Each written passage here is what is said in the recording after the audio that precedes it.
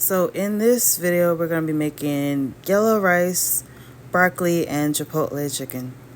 So in the beginning, I'm going to be making the yellow rice by toasting cayenne, turmeric, garlic powder, and onion powder. And I'm going to do that until it's essentially fragrant. Then I'm going to add my rice in, and to make sure all the rice turns yellow, I'm going to rub the rice against the mixture, the spice blend, basically making sure all the rice is yellow. Just rubbing it all in with my hands, just making sure, getting in there, that all the spices are rubbed against the rice.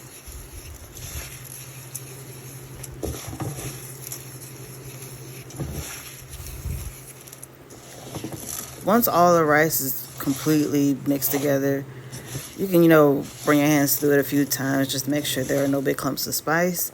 You'll add either butter or oil. This time I used butter, but a lot of times I also use oil. Add your butter, some salt, and then some water as well. As you can see me over here struggling with the butter because, yeah, good times.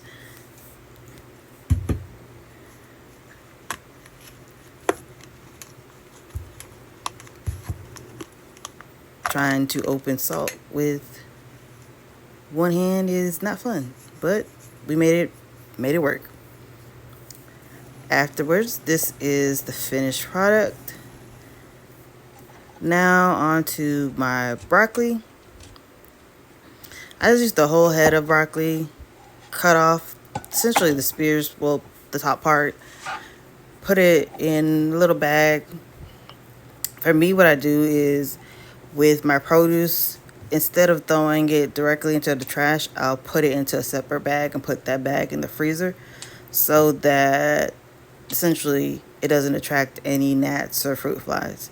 So then when I take out the trash, I take out the bag of produce, the trash produce. So here I'm just cutting up the broccoli, cutting up bigger pieces into smaller pieces, and just making sure each piece doesn't really have a ton of stem. You can actually, from what I've heard and what I've seen, is you can actually take the stem and, peel it and actually eat that as well. But I just usually just use the head of the broccoli and not the whole thing. But you can actually eat the entire whole broccoli, the stem and all.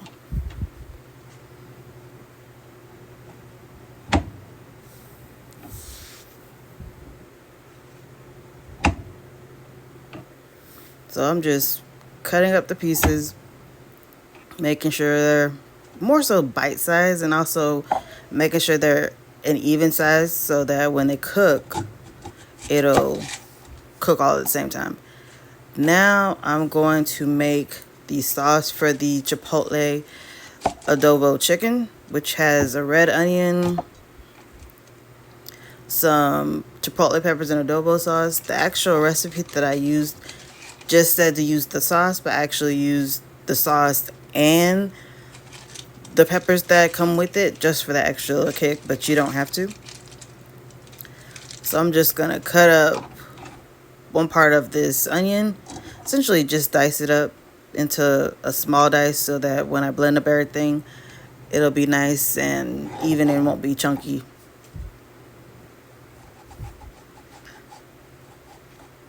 So the best way to kind of cut an onion is cut it in half and then make several smaller cuts, and then I believe make smaller cuts vertically and then make more cuts on top horizontally.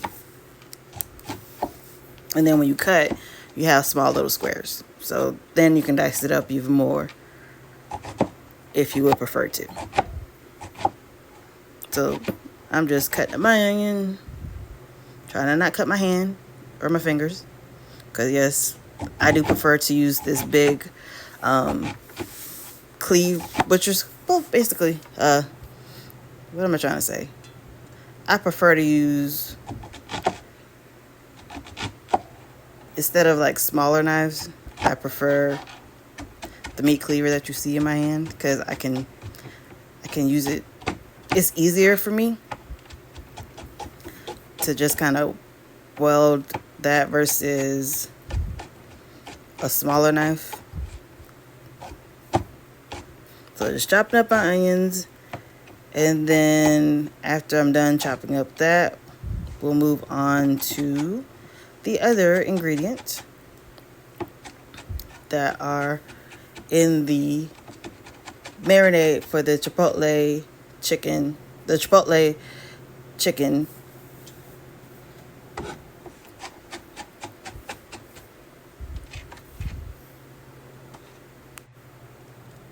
So just finishing up cutting my onions, and now I'm just going to add that into the little blender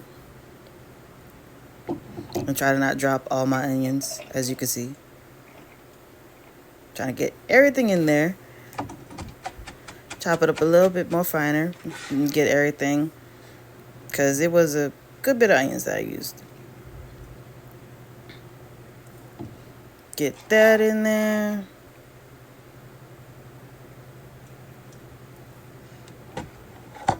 And then we're going to move on to the next ingredient, which is in the recipe that I used, it didn't call for lime juice. I just decided that you're having chipotle chicken, why not have a little bit of lime? Can't hurt. And also it helps with when I blend up everything.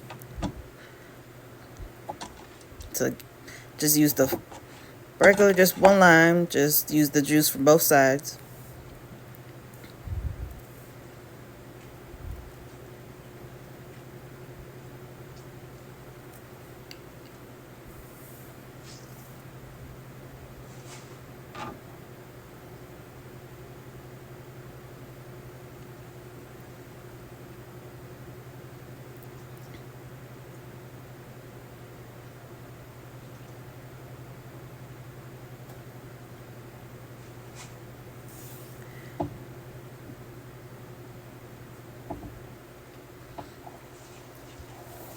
Little washing of my hands because they're covered in lime juice.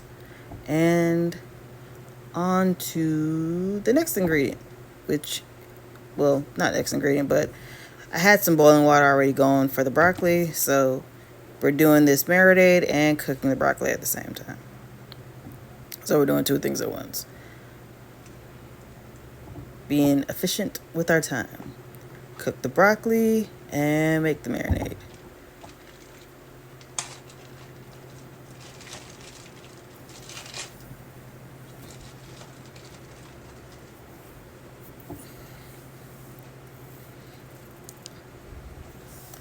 So while the broccoli is cooking, I'm just gonna put the rest of this onion away because I don't need it. And let's see, on to the next. We need some garlic, which I usually keep on hand in my house. Cut up some garlic. It called for about 2 pieces, I believe. 2 or 3 pieces. You could do a rough chop. I just essentially, you could either do a rough chop or just, mince it pretty well. Either way, it's still going to get blended up. So you don't need to have it be itty bitty small. You can have it be kind of rougher pieces, but rougher pieces that'll easily break down and not like chunks that are just not able to get broken down with the rest of the marinade when you blend it.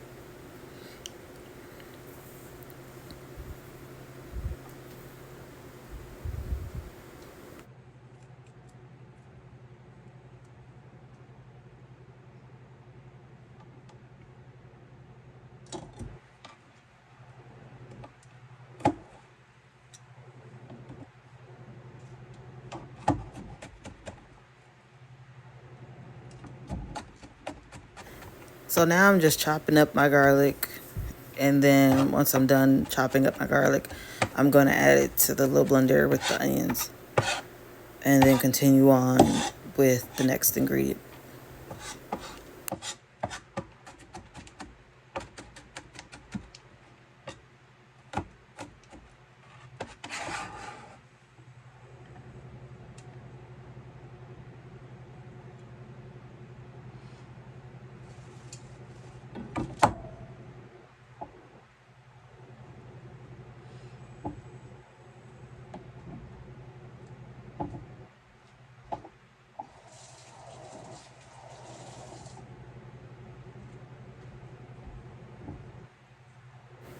Here I'm adding the chipotle peppers in adobo sauce.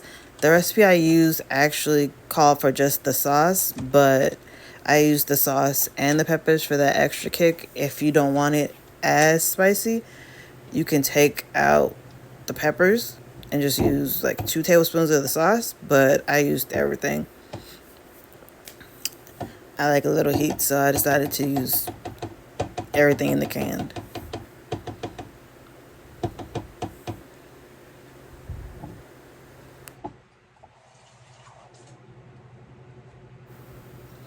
Added some water to the can to get all of the sauce out of it, and then just poured that little extra bit of water into the marinade just to help add some liquid to the marinade to help it blend up easily.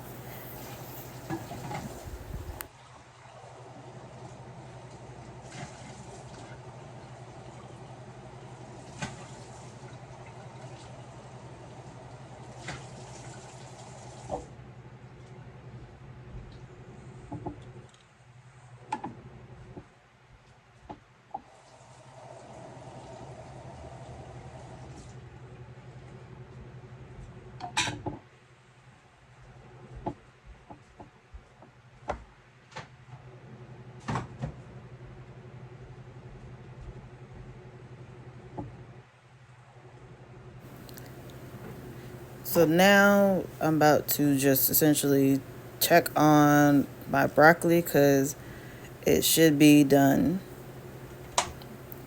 Take it off the heat, drain the water from it, and then I'll season it in a moment with some butter and some seasoning. I believe it was the lime and cilantro seasoning.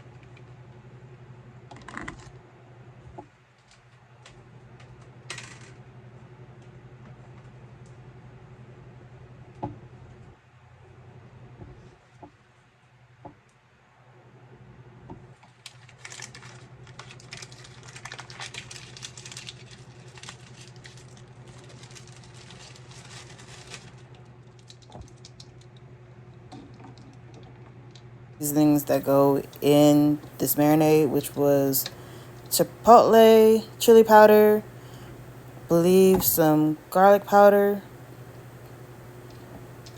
onion powder, black pepper, a little bit of salt, some, not Italian seasoning, but I think it was just some oregano, And I'm just adding all that in. All of them are about a half a teaspoon. The recipe that I use actually called for about a tablespoon of salt, and I felt that was too much, so I just used about a half a teaspoon of salt as well.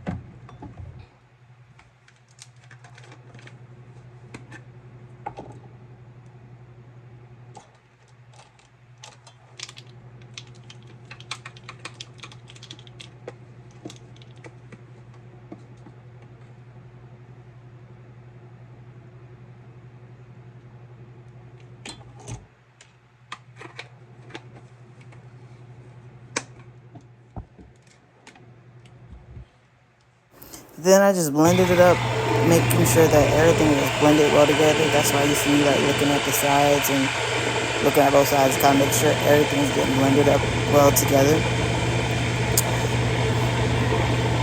Essentially, this little, it's like a stand mix that has different components that it can connect to. So it's like a stand mix. It also connects to this little blender so it can blend it. It's a cute little like hand mix that connects with other little components. So it's like a 3-in-1 kind of tool. The other tool is like a frother that connects to it as well. So I'm just going to add the marinade to my clean chicken, and then just going to essentially massage the marinade into the chicken.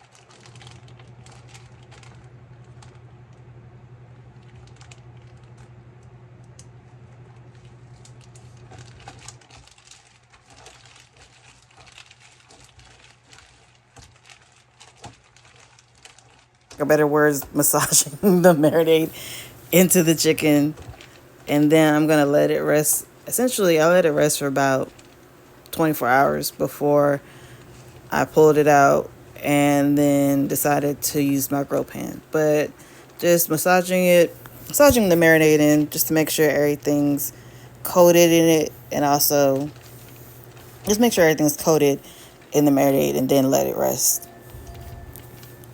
for I did about 24 hours. And then I used my grill pan and grilled the chicken thighs over essentially medium high heat until they were done. The grill lines give it a nice little extra little oomph.